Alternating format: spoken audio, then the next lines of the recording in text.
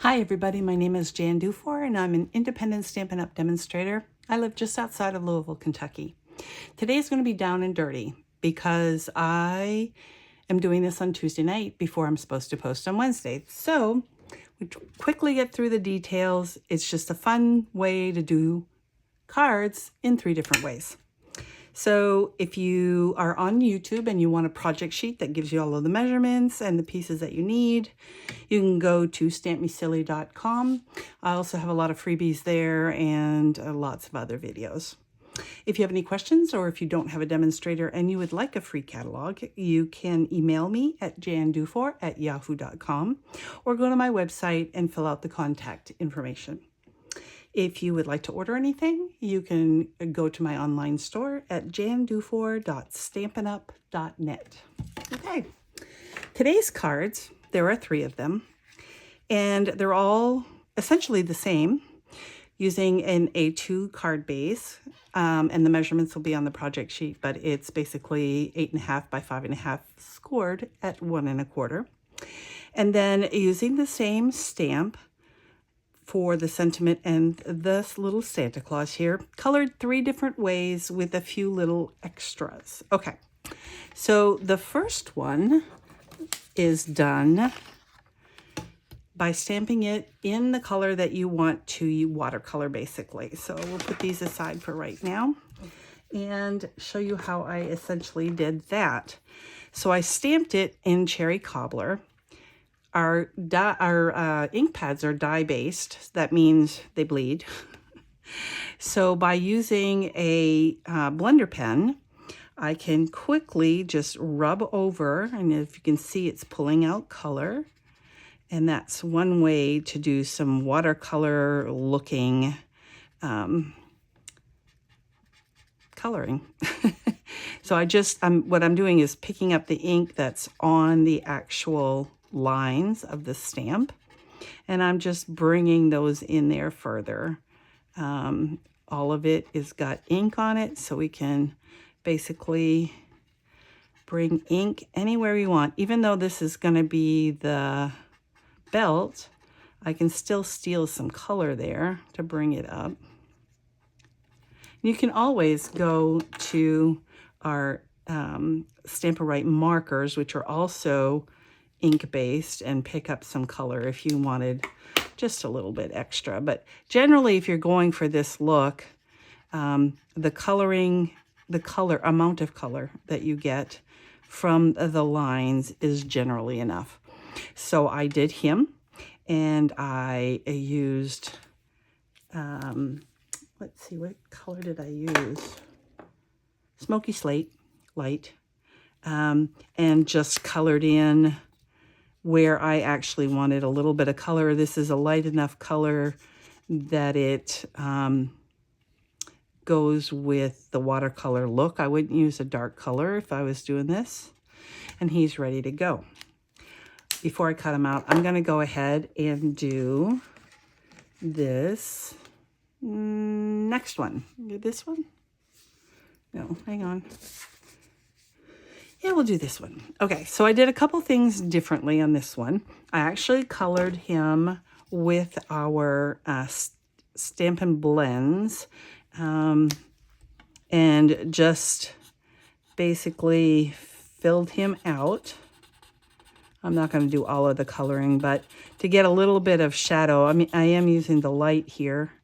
And there's not a lot, some colors have a lot of difference between their light and dark, others do not. I'm just going to do this one side so I can show you again. As I mentioned, I'm doing this down and dirty. If you have any questions, you can put them in the comments below. I do look at my questions or comments, or you can email me, whichever you prefer.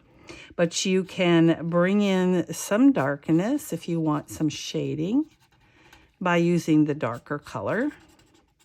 And then I go back to the light color. If I don't like the blending, first of all, with Stampin' Blends, you should wait a second and let them spread out, because they do. But if you don't like it, you can always come back in and bring some of the shading back in, and then you do get some shading.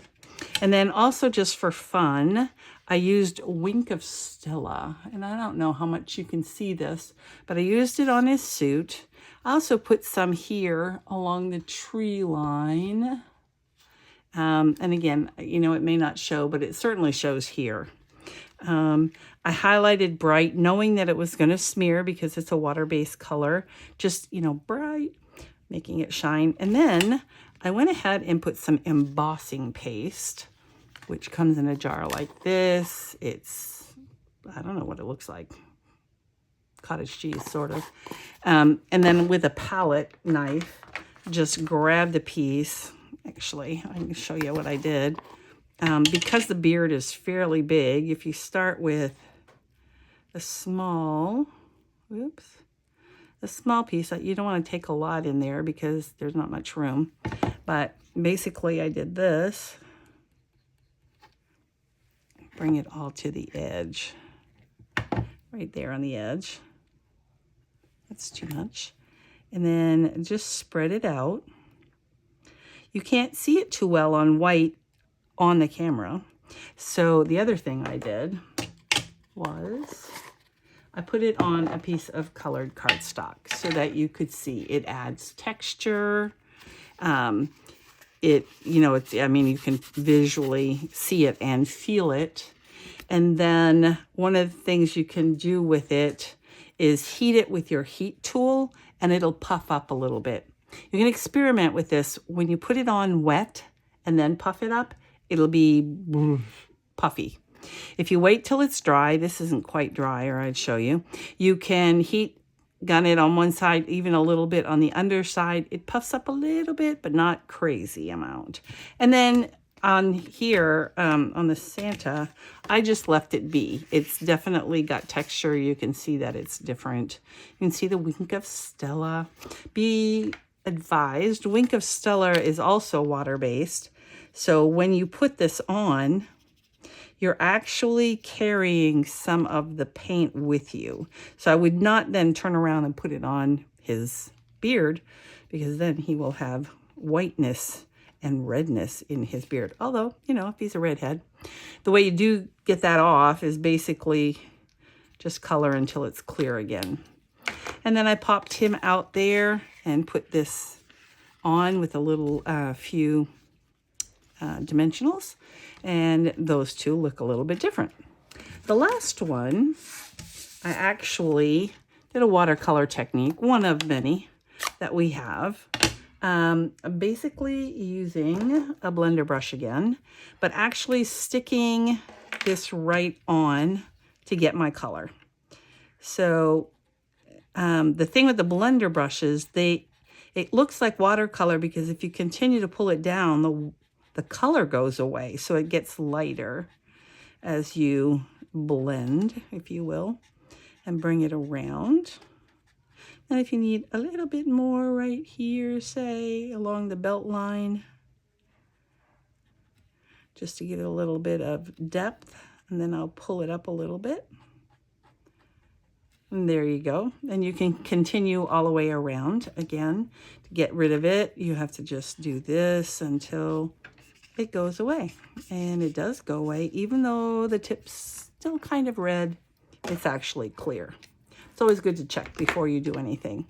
Then, just to be fun, I took packing tape. Yes, just good old packing tape. And of course, when I've set it down, I apparently let it, I gotta press on it on my stomach so I can get it to lift up. Hang on just a second. I usually am pretty careful, but like I said, I'm in a time crunch today. All right, so all I did was put it underneath there and it'll stop coming off. Put this right over him.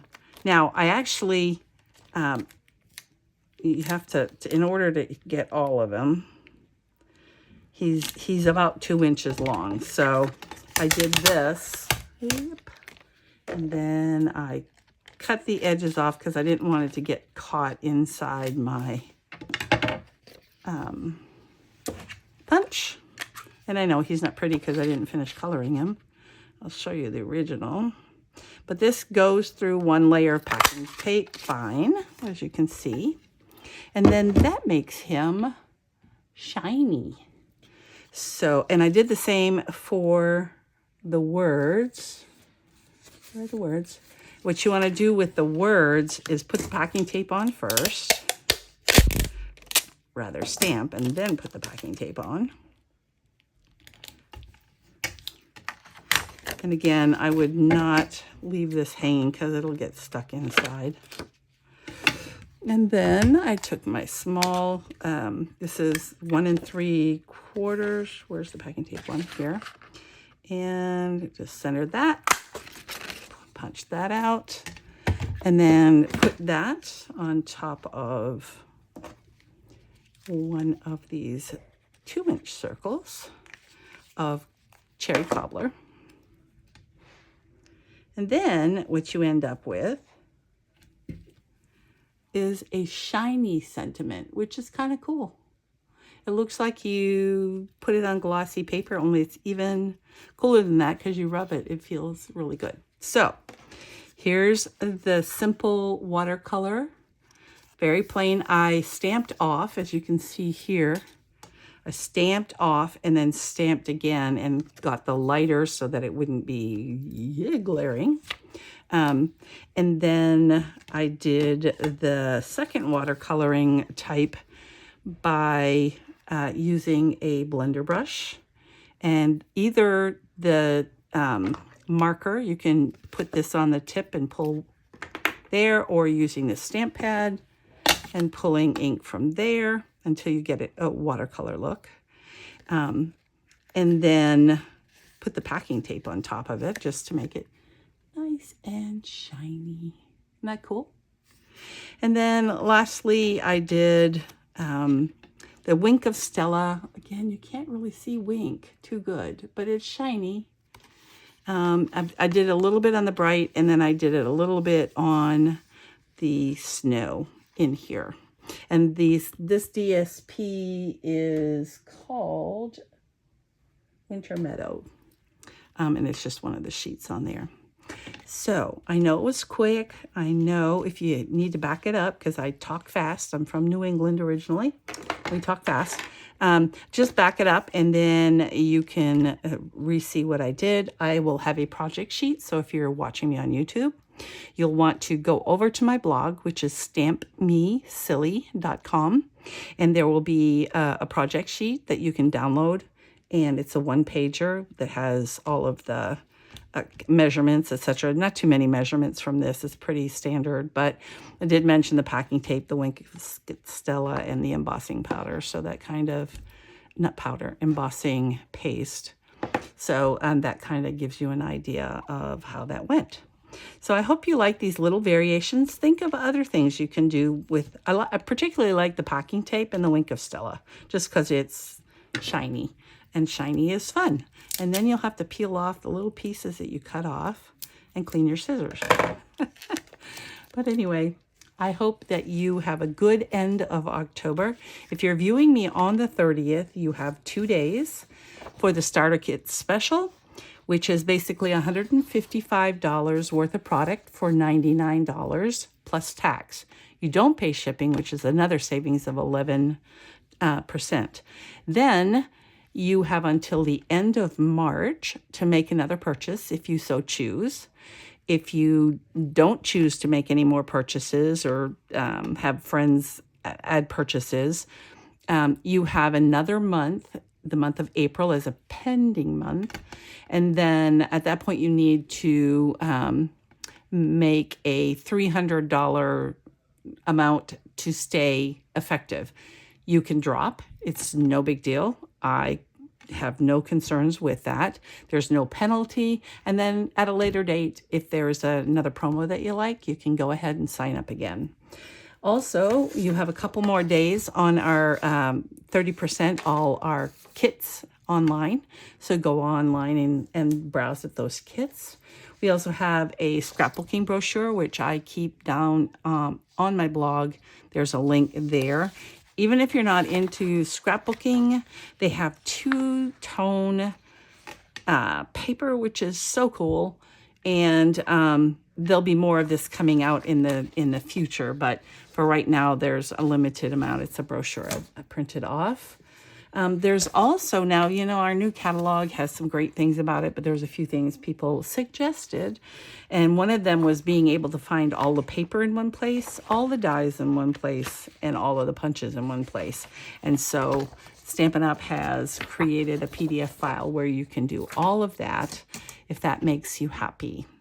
I hope you enjoyed this. Have a great rest of October, 2 more days, and then we're into November. Bye.